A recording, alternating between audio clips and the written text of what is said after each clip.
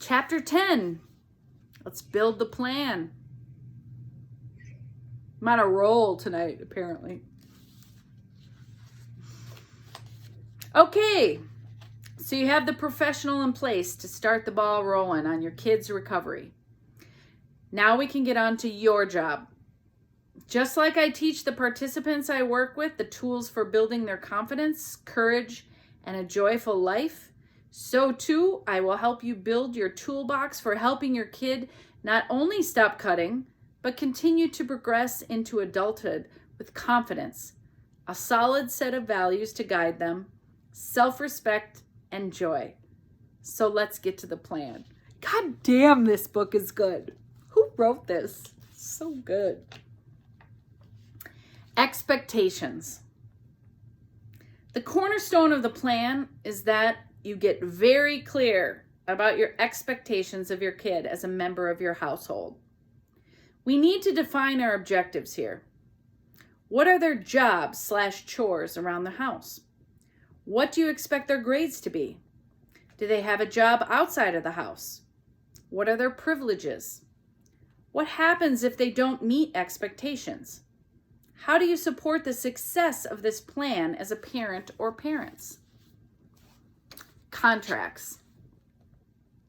All these and more questions need to be answered, and they need to be written down.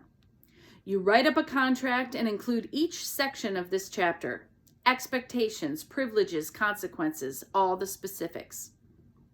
Then you sit down with your kid. You read over all the points in the contract aloud. You make sure your kid understands each point. Mind you, they need not agree with the points. You have already decided, and it's not up for debate. Get verbal confirmation from them that they understand.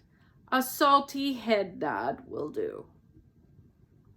Once you get through the entire contract, parent or parents and kid will sign and date the contract, and then it will be kept on the fridge in full view so it can be referenced in any argument where "I didn't know" or "you never said that" gets thrown around.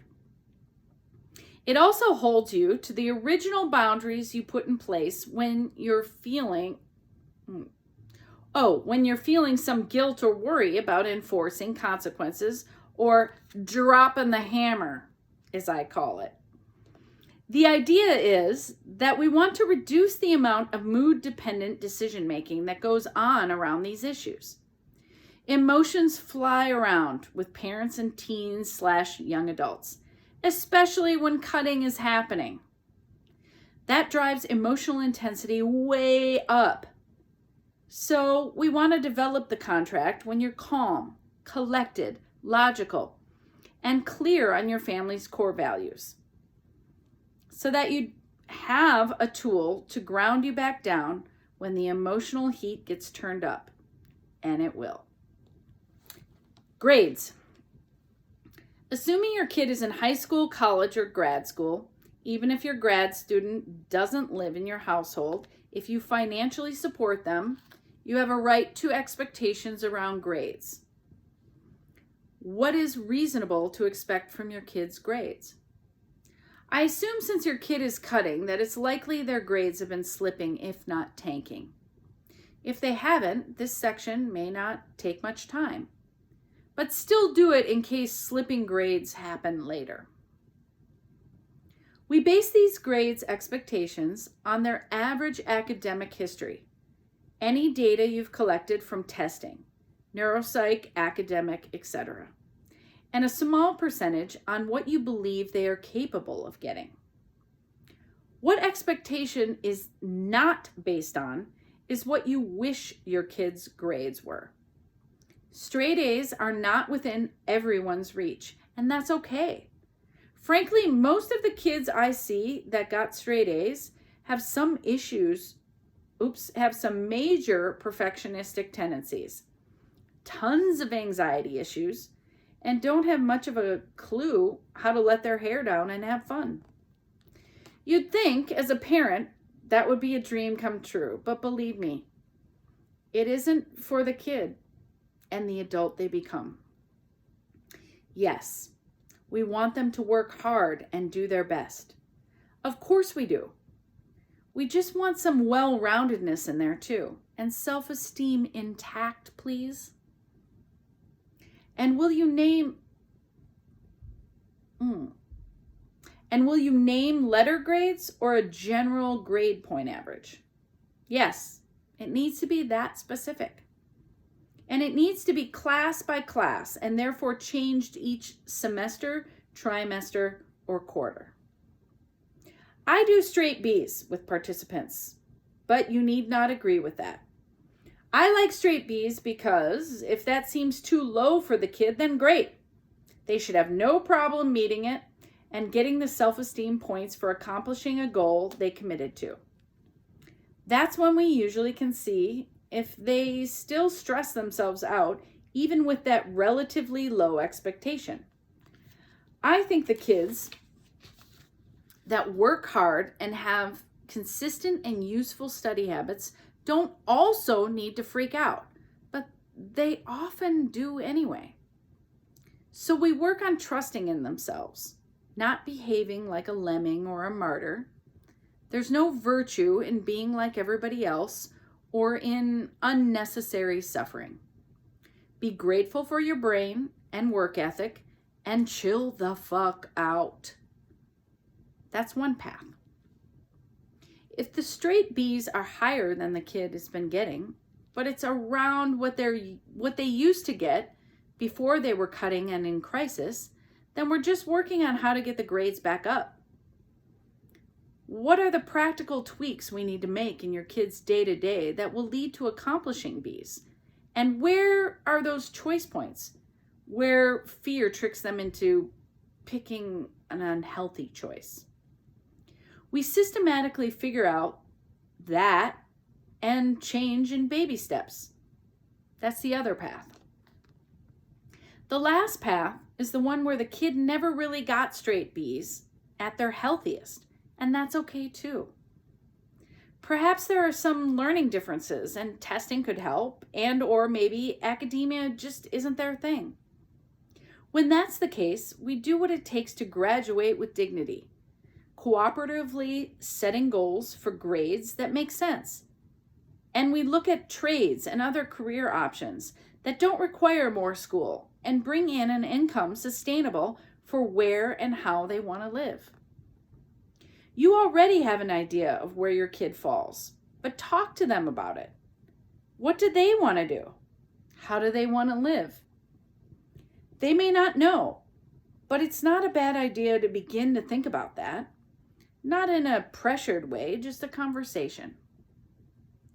And I'm always checking on grades with my participants anyway, because it tells me a lot about their psychological well-being, where their strengths are, and what needs tweaking.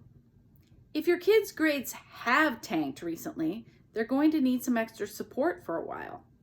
If you can afford a tutor, just spare yourself the nightly power struggle and headache and hire one. Tutors are really great for academic help, but especially to enforce accountability, organization, and time management. You will not regret it. If a tutor is not in your budget, is there free help at school? Many schools have free after-school services or peer-run check-in help. If your kid is away at college, they can speak to their advisor about where to get help and check the Student Assistance Center. There are lots of options. The point is, don't not get them support. If your kid lives at home, I strongly suggest nightly homework check-ins and that you put that in the contract. It's a pain in the ass for you and for them. But until they can demonstrate that they don't need it, this is how it's got to be. Chin up. It's temporary. Chores.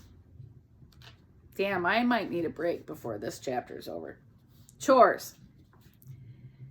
No matter what your income and means, your kid must have regular duties that they are responsible for as a contributing member of your household. Period. If If you can't afford to hire someone to come in and clean, that's great. They are not to do the kids' chores for them, even if they do a better job than your kid does. Example, their bedroom. The hired cleaner can do the floors in the kids' room, but only if they can see the floor. Maybe the kids' nightly job is to clear the table and fill the dishwasher. Great. They are to do that without a reminder and without pissing and moaning. How? We'll get to that in the privileges and consequences section. But for now, just figure out what your expectations are and put them in the contract. We'll get to how to enforce it later. If you're considering outsourcing a project around the house, think about whether or not to put that on your kids' chore list. And I'd keep a running chore list on the fridge next to the contract, or on a bulletin board or whiteboard, or however your family does it. If, and it is an if, you choose to bring in allowance to this chore situation, that has to be specifically outlined in the contract. How much for what, in what amount of time, how much is taken away if something isn't finished in the allotted time, all of it. You also have to be prepared to not give it to them if they don't accomplish their commitments. Might I suggest first implementing the first basic contract, and once it's smoothly rolling for a month or so, come back to the allowance debate. It could muddy the waters if brought in right away. I prefer it being brought in later because it lands as more of a bonus for all of the hard work they've been accomplishing. You dig? Part-time work. All I really have to say about a job outside of the house is that it's generally a good idea for them to get a job outside the house. The more it sucks, the better, because nothing highlights the importance of education like making sandwiches or cleaning toilets. And no, I'm not being insensitive to blue-collar workers. I did both the entirety of college, and I'm not even going to mention the landfill I worked at, so don't even. They think you're a tyrant? Wait till they hear how the assistant manager talks to them, and they can't pop off to her. Yeah, it's character building, all right. It also takes care of the whole allowance debate because they earn their own going out money, and that's better for them anyway. Here's the one thing I will caution about the part-time job outside the house. The grades must come first.